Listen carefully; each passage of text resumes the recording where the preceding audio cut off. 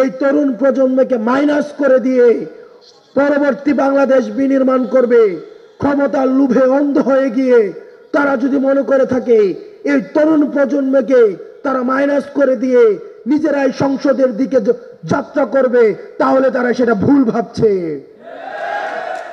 আপনার মেরুদণ্ডকে দাসখতের আওতায় ভুক্ত করতে আমাদের পূর্ববর্তী প্রজন্ম সতর্ক দৃষ্টিতে রয়েছে, কারণ তারা এই তরুণ প্রজন্মের প্রশ্নকে ভয় পায়। তারা এই তরুণ প্রজন্মের এই আপসীন মনোভাবকে ভয় পায়। আমরা যদি এই বর্তমান সময়টাকে কাজে না লাগাতে পারি, তাহলে ভবিষ্যতের কাঠগড়ায় আমরা ঠিক ওই ধরনের অপরাধী হিসেবে বিবেচিত হব, যারা আজকে বর্তমানের কাঠগড়ায় যেভাবে আমরা অতীতকে আমরা অপরাধী হিসেবে বিবেচনা করছি। সেজন্য আপনারা যারা তরুণ প্রজন্ম রয়েছেন, আপনার এবং আমার দায়বদ্ধতা অনেক বেশি। আজকে 2024 এই কারণে ঘটেছে, কারণ যারা আমাদেরকে নেতৃত্ব দেওয়ার কথা ছিল, যেসব অভিভাবক রাজনৈতিক দূরদৃষ্টি সম্পন্ন, যারা আমাদেরকে ভ্যানগার্ড হয়ে আমাদের পরবর্তী ভবিষ্যৎটা মসৃণ করার কথা ছিল, তারা ব্যর্থ হয়েছে বিদায় আজকে 24-এ তরুণ প্রজন্ম গুলির সামনে দাঁড়াতে হয়েছে। সুতরাং পরবর্তী বাংলাদেশ বিনির্মাণের ক্ষেত্রে আমাদের তরুণ প্রজন্মকে এগিয়ে আসতে হবে। যারা আমাদের অভিভাবক রয়েছে, যারা অভিজ্ঞতা সম্পন্ন আমাদের পূর্ব প্রজন্ম রয়েছে, তাদের থেকে আমরা অভিজ্ঞতা নিব।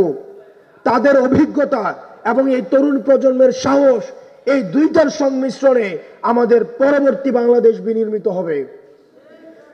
কোন শক্তি যদি রাষ্ট্রীয় কাঠামোর মধ্য দিয়ে মনে করে থাকে এই তরুণ প্রজন্মকে মাইনাস করে দিয়ে পরবর্তী বাংলাদেশ বিনির্মাণ করবে, ক্ষমতার লোভে অন্ধ হয়ে গিয়ে তারা যদি মনে করে থাকে এই তরুণ প্রজন্মকে তারা মাইনাস করে দিয়ে নিজেরাই সংসদের দিকে যাত্রা করবে, তাহলে তারা সেটা ভুল ভাবছে।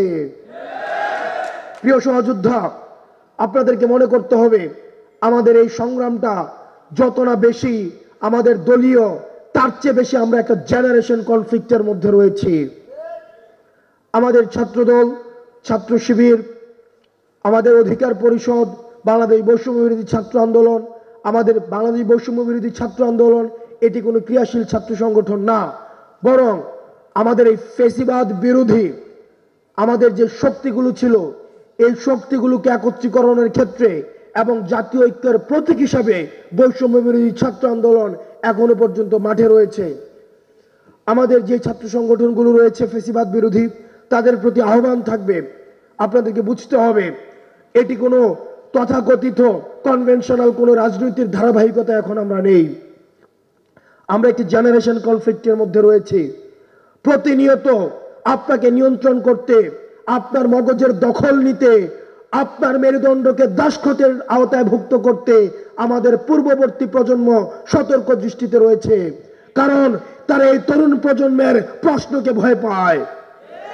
তারা এই তরুণ প্রজন্মের এই আপসীন মনোভাবকে ভয় পায়। সুতরাং আমরা যদি ঐক্যবদ্ধ না থাকতে পারি, তাহলে আমাদের এই পূর্ববর্তী প্রজন্ম, যারা আমাদের এই ফ্যাসিবাদের এই শাসন কাঠামোর মধ্যে আমাদেরকে শিকলবন্দি করে রেখেছিল, তারা এখন আপনার মগজের দখল নিতে ব্যস্ত, তারা আপনার স্বাধীন চিন্তার দখল নিতে ব্যস্ত, তারা আপনার মেরুদণ্ডকে বিক্রি করে দিয়ে আবার আপনাকে দাসখতের আওতাভুক্ত করতে ব্যস্ত। সুতরাং আপনাকে স্বনির্ভর হতে হবে, আপনার চিন্তার জায়গায় স্বনির্ভর হতে হবে, আপনার পলিসির জায়গায় স্বনির্ভর হতে হবে।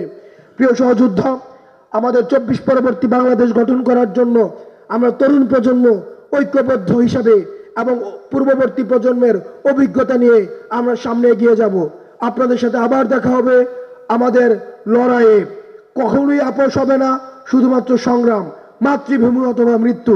আসসালামু আলাইকুম ওয়া রাহমাতুল্লাহ।